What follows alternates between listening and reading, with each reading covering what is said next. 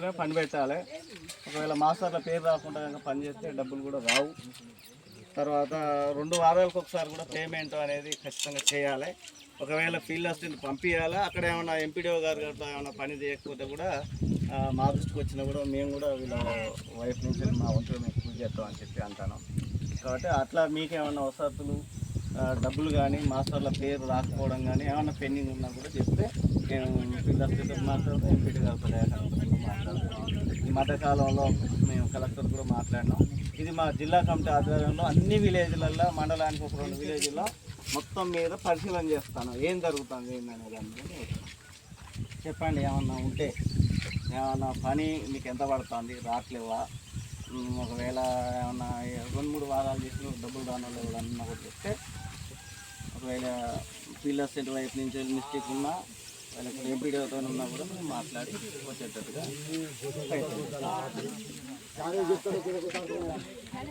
నేను ఉన్నాయా అమ్మ. అందరి 2-3 వారాలు చేసిన 2 రోజులు ఫస్ట్ వారేనా ఏం లేవు. పాత ఇంతకుముందు ఏమన్నా పోయిన సంవత్సరం పని చేసి కూడా డబ్బులు రాని వాళ్ళు కదా పోయిన సంవత్సరం క్లియరే కదా.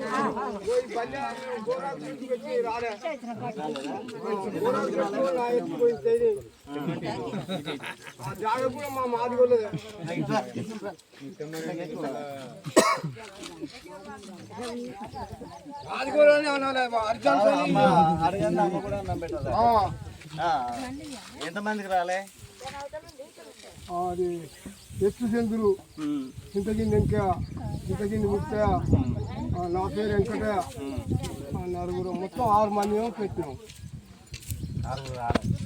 రాలే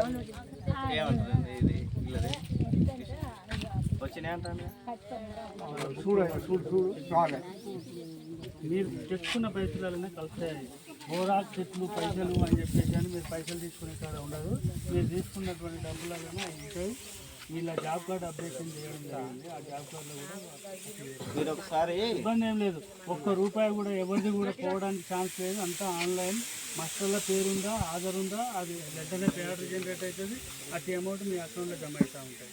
ఆ జమ కూడా కొద్దిగా గవర్నమెంట్ నుంచి మీకు ఆలస్యం అయ్యేసరికి ఈ వారం చేసింది 4-5 వారాలు చేసిన తర్వాత ఎప్పుడో పడేసరికి ఏమవుతుందనంటే అరే అవి వన్నట్టుంది అని చెప్పేసి అపోపోతారు తప్ప ₹1 కూడా ఎవరు తీసుకొచ్చేటప్పుడు లేదు. కాబట్టి మీ అకౌంట్నే జమ అవుతాయి. కాబట్టి వాటిని ఒకసారి మళ్ళీ మీరు పరిశీలన చేసుకుంటే ₹1 కూడా ఎవరికి ఆగదు. మీ డబ్బులు మీకు వచ్చినాయి. అయితే మేము అనేది ఏంటంటే